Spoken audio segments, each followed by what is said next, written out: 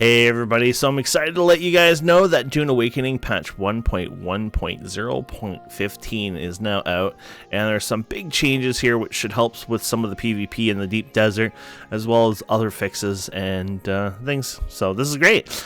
Changes. Respawn timeout in PvP zones was adjusted. The first respawn will take 70 seconds, the second following respawn will take 115 seconds. Interesting. So yeah, that's a good one. I can't say it right. Devites? I can't say that. Ornithopter engine MK5 schematic was removed from the loot tables as it was a depreciated item. Players no longer receive damage when hit by vehicles. It's a huge one. There was been a lot of people in the Ornithopters, for example, griefing with that. I really hope though we can still hurt NPCs. Because it was kind of fun, you know, taking your bike and like running over NPCs, to be fair. Since the unstuck feature doesn't work for vehicles, and when the player is on the overland map, the unstuck button won't show when the player is on or in a vehicle in the overland map. Now, apparently this actually sometimes works. People are reporting that sometimes it works, sometimes it doesn't. Sounds like majority of the time it doesn't work, but people have used it before and got unstuck on their vehicle. So for them to completely remove it rather than say maybe fix the issue, that's kind of interesting, but maybe they have another idea coming down the pipeline. Service messages like server restart alerts will now appear in the upper central part of the screen for better visibility. Used to be in the upper right corner. So a lot of people were missing them or not seeing them, so I guess now they're going to have them show up there, and then if people keep missing them, they're going to have them in the center of the game. It's like, sorry, you will not play now that this message is up. I doubt they'll do that, but yeah, a lot of people would never notice it or miss it somehow, and so they've moved it. Additional safeguards was added when the player respawns across the map. Players now need to manually type in respawn into the confirmation pop-up field. Interesting. I think I've done that a couple times accidentally because, like, it's more the UI wasn't so, you know, like the UI kind of threw me off, especially because I wanted to click on the map, not the actual list of where to respawn, and I think that threw me off. It'd be kind of cool if you could do it on the map itself over time. When players select private server tabs in the server browser, they will receive a notification pop-up. I guess they really want to, like, people like, by the way, this is a private server. We hate you. We don't want you to play here.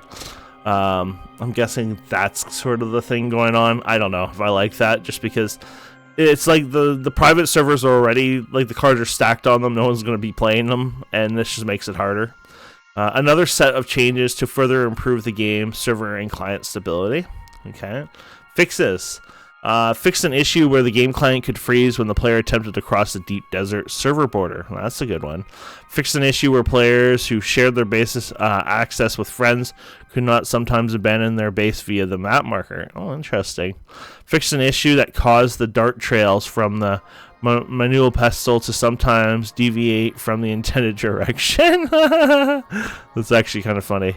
Fixed an issue where the Atreides leader that the player needed to kill in the advanced contract Mentat cataloging the factors contract respawn immediately. That's kind of fun. Fixed an issue that caused the possible crash when restoring a vehicle with a vehicle backup tool. Never had that one. I've never actually crashed ever in this game, by the way. And I've played hundreds of hours already. Fixed an issue that made it possible to move Christ Knife into storage containers by swapping them with other items. Oh, interesting. Fixed an issue that causing the Landsrad refining time reduction bows not to apply to multiple instances of the same resource were being refined simultaneously. Fix an issue that could cause the player to lose Solaris deposited in the bank. Oh, I've heard about that one. It's good they fixed that. Fix an issue where the service alert notifications would not show due to being blocked by other notifications. Fix an issue where the exiting dialogue with Anton Tulliver too soon after delivering the Deep Extinction contract would block the player from progressing the faction storyline. Fixed an exploit where the player could damage other players' bases with the cut ray. Oh, interesting. Fixed an issue where research journal steps wouldn't get completed retroactively if the player was in a vehicle when performing research. Logging out and back into the game was needed to fix the issue. fixed an exploit that caused people to be able to take out water from death stills that did not exist in the base. Now, did it not exist in the base, or was it like in the death still part of the, you know, the 25k or whatever? I wonder. Fix an exploit where players would fire salvo projectiles. Okay. So there you go. And then I think since last time we had gone through some of these, but not a couple of them. So 14 had fixed an issue preventing players from traveling back to the Arcane and Harco Village, error P83. And then there was fix an issue causing disconnects when traveling between server borders and Deep Desert. I think we might have done the other ones. Okay, so yeah, apparently we did up to 9 last video. So 13 made several back-end changes to improve client and server stability. An option to betray Jocasta in the Impact Ecology contract has been temporarily removed due to reports that player being unable to retake the contract after betraying her. Updated dialogue lines in the Planetology advance the search for Keen's, I guess, contract to reflect and fix issues that where the player who defected from Atreides faction couldn't progress if they picked up before defecting.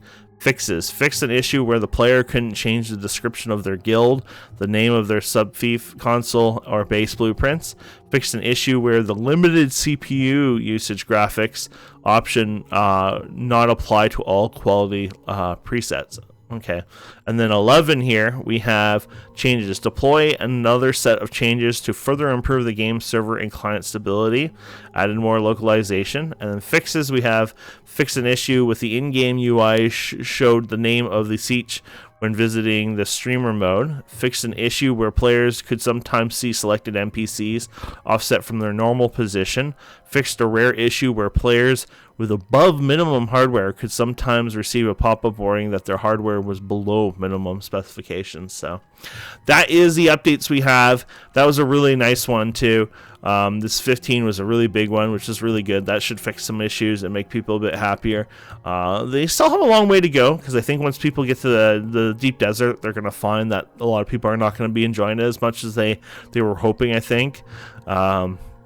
Kind of reminds me, and this is no insult, but kind of reminds me of Conan, I was going to say Conan Exiles. No, Age of Conan, when it first came out. That 1 to 20 was crafted and scripted and so perfect. It was beautiful. The content was amazing. But after that, it was like kind of an open, nothing to do zone. I understand that the Deep Desert is literally an empty desert, but that's also what it's feeling like right now. It's completely just, there's nothing to do really there, and the PvP sucks. So I'm looking forward to changes over time to make that more interesting, obviously. But good news, tomorrow on Reddit, there's a big AMA, so I'd highly recommend going there. There's a thread now. You can start asking questions.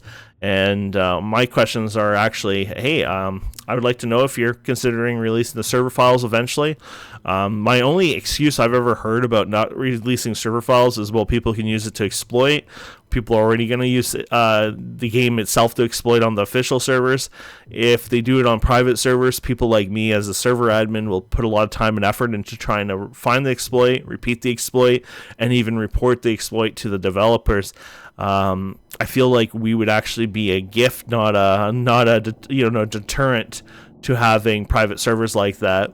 And also we can have our own server rules. Like maybe I want a private, not private, sorry, PvE only Deep Desert or things like that. Like I think it'd just be a lot of fun. But either way, I put a request in like that, and we'll see if they care about that or think we're stupid and not going to happen.